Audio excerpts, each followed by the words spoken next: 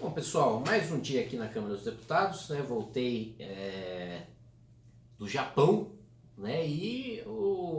Não é porque eu voltei de um país desenvolvido, não, mas aqui a situação da Câmara é de miséria, tristeza, desespero, assim, as piores coisas possíveis.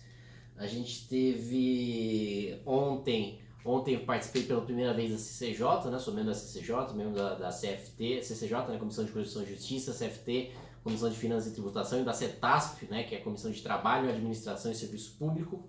E basicamente a gente não conseguiu decidir nada na CCJ, a gente não conseguiu decidir nada no plenário. Mais uma vez, um dia em que a gente fica aqui trabalhando 16 horas para sair sem produzir absolutamente nada. O cara sai cansado, sai desgastado, sai sugado, sai estressado, sai com fome, sai com sono, sai triste e no final das contas não produziu nada, e no final das contas a gente não fez nada e não adiantou nada.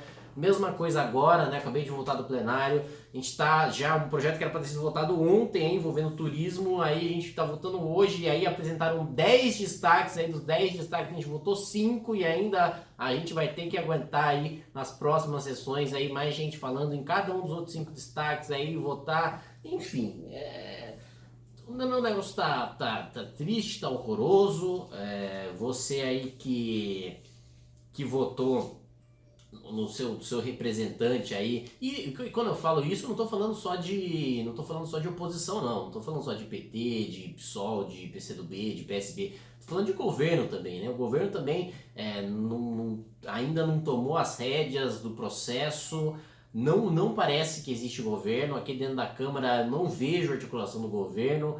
Aliás, não vejo porque não existe, né? Porque nos projetos, quando a gente para ver no painel, nas votações, efetivamente é votado aquilo que meia dúzia de líderes combinam com o Rodrigo Maia e olhe lá, né? E o governo, pauta efetivamente importante trazida pelo governo para o país, nada. Você não tem esse tipo de costura, as comissões não estão sendo conduzidas com a firmeza que deveriam ser, você tem muito espaço para tanto gente do governo como gente da oposição ficar falando interminavelmente sobre coisas que não tem absolutamente nada a ver com a matéria que está em discussão.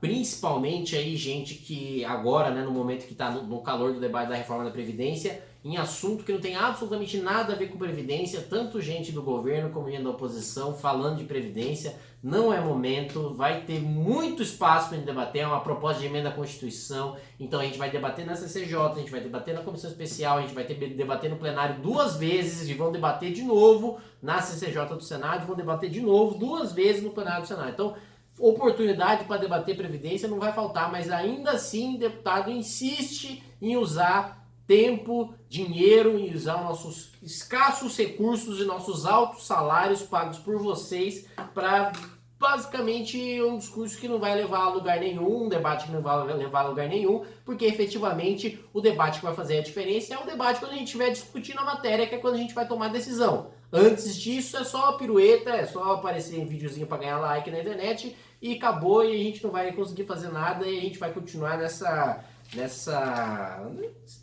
baderna aí que a gente não consegue votar nada, não tem organização nenhuma. Hoje a situação ficou significativamente pior porque a gente teve a apresentação aí da reforma para os militares e a gente, assim, em comparação com o que está sendo proposto para o regime geral e para o regime próprio, ou seja, para os servidores públicos civis e para os trabalhadores da iniciativa privada, o que está sendo proposto para os militares é muito brando. Não tem como a gente defender aqui uma reforma que separa um setor e faz com que todos os outros paguem a conta. Assim, todo mundo sabe, sou 1000% favorável à reforma, defendi a reforma quando o Bolsonaro era diametralmente contra, defendi a reforma quando 5% só da população apoiava a reforma, defendi a reforma durante o governo Temer, o governo mais odiado da história do país, defendi a reforma, o pessoal chamando de vendido, achando que eu trabalhava pro Temer, eu trabalhava pro PMDB, o mercado financeiro, o que quer que seja.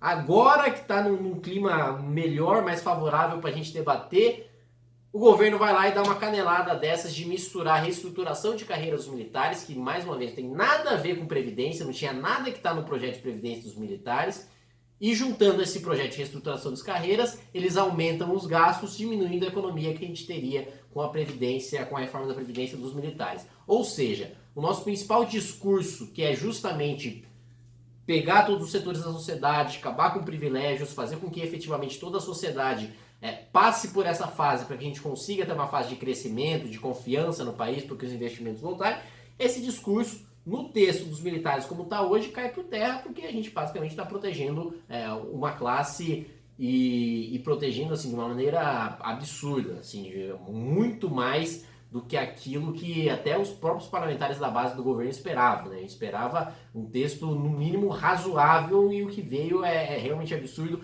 É tão absurdo a ponto de ser, e eu vi vendo alguns deputados do Centrão falarem que vai ser assim, a primeira vez na história que vai vir um texto mais brando do governo federal e que aqui vai ficar mais duro, né? De tão bizarro, de tão surreal que está a situação.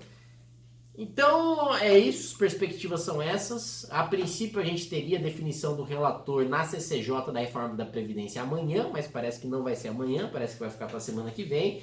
Então, mais uma semana aí de suspense, mais uma semana aí só de audiência, de falação, de debate, de gente falando de Lula, gente falando de Bolsonaro e ninguém debatendo efetivamente o que está sendo votado. E mais uma semana em que você está aqui pagando a conta, você está pagando gente cara, você está pagando estrutura cara, você está pagando tudo caro e não estão fazendo nada para você. Basicamente estão te enganando, postando vídeo na internet em busca de like. E olha que eu, um deputado eleito, principalmente via rede social, falar isso é porque assim, o negócio tá realmente no nível bizarro.